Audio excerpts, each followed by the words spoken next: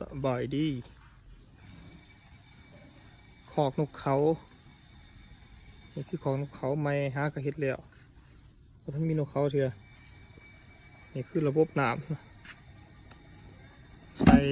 น้ำอยู่นอกพี่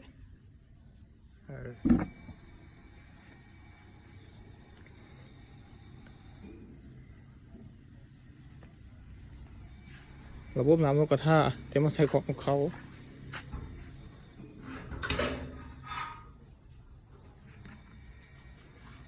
รีวิวเบิ่งเด้อ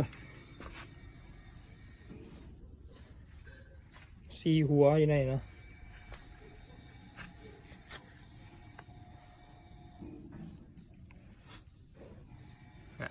เวลานกมาต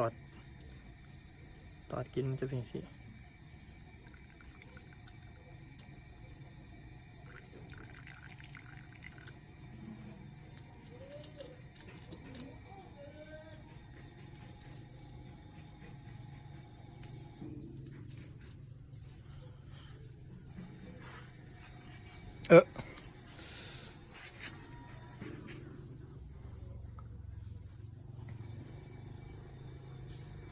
ในห้างไทยอะ